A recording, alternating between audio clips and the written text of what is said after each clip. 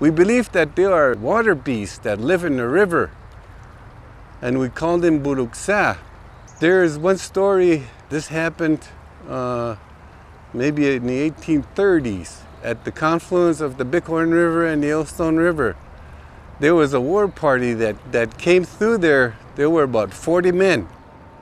And there is a crossing right below the junction. And when they came to this crossing, they saw buffalo bones and buffalo heads near the riverbank. And so the leaders stopped and they said, there's something happening here. These buffalo didn't die by themselves. There must be something here. And they thought it might be one of these water beasts. So as they were talking and trying to think of what to do, a young man that was way in the back of the party came up and started watering his horse at the edge of the river.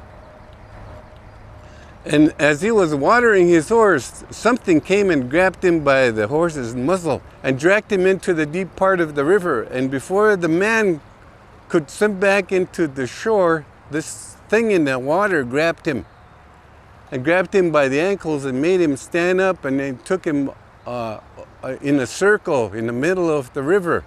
They said, something very powerful has grabbed me by both ankles. And I don't know what it is, but it's powerful. I don't think you can save me. And then while he was talking, one of the men in the party whose medicine was a bumblebee tied his medicine behind his head, and he sang his power song, and then he jumped in the river with a knife in his mouth. And then he jumped in and went over there and grabbed this beast and started to drag him to the shore. But before they got to the shore, the beast took both the man and the young man to the middle of the river again.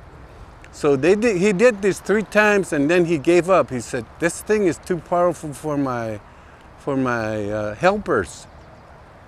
And then another man jumped in. His name was Crazy Pendarel, and his power was dragonfly.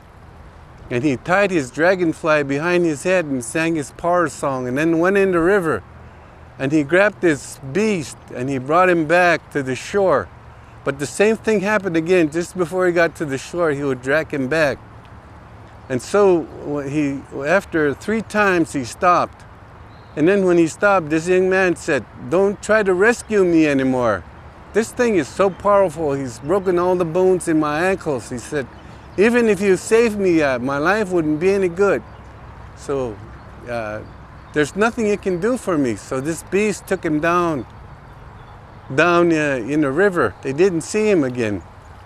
And so these things happen, and there are things that we don't understand that live in the water.